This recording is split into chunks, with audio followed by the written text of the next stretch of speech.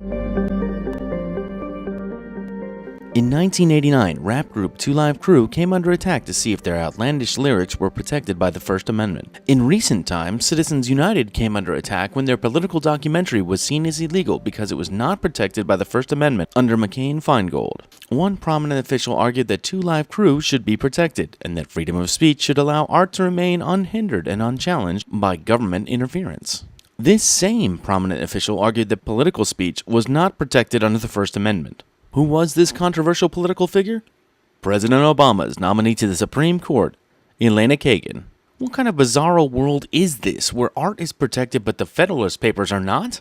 My appetite is sex, me so in 1989, when 2 Live Crew released its incendiary album, Nasty As They Wanna Be, Kagan, then an attorney for Williams and Connolly, filed a brief on 2 Live Crew's behalf. She stated that the album, quote, does not physically excite anyone who hears it, much less arouse a shameful or morbid sexual response. She then went on to state, quote, the music on Nasty has undoubted artistic value. I'm just like that man they call Georgie Pudding Pie. I f*** all the girls and I make them cry.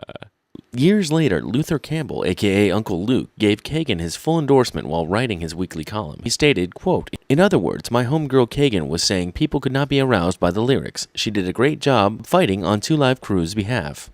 When Citizens United made a documentary about Hillary Clinton, it was squashed by the Federal Election Commission and taken to court. In the second round of oral arguments of Citizens United versus the Federal Election Commission in September of 2009, Solicitor General Kagan argued that banning political speech was not overboard, and that pamphlets produced with corporate funds could be censored because they are, quote, classic electioneering. After the 2009 arguments, Chief Justice Roberts synopsized and rejected Kagan's opinion. Chief Justice John Roberts wrote that the government's position, quote, asks us to embrace a theory of the First Amendment that would allow censorship not only of television and radio broadcasts, but of pamphlets, posters, the internet, and virtually any other medium that corporations and unions might find useful in expressing their views on matter of public concern.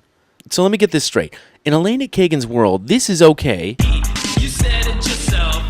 You like it like I do. Put your lips on my and suck my too.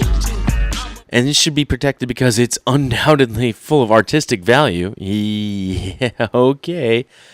But this should not be protected. Well, I think it's worth remembering, after her healthcare fiasco, the Clinton team put it aside. In fact, the government should squash this political speech because it's classic electioneering. And yet somehow the Obama administration thinks this nominee, with this kind of thinking, should sit on the Supreme Court, the highest court of the land. Unbelievable. Call and tell your senators to vote no on Kagan. 202-224-3121. That's 202-224-3121. Someone turn off that music, man. This is an office. I got things I gotta do. I can't.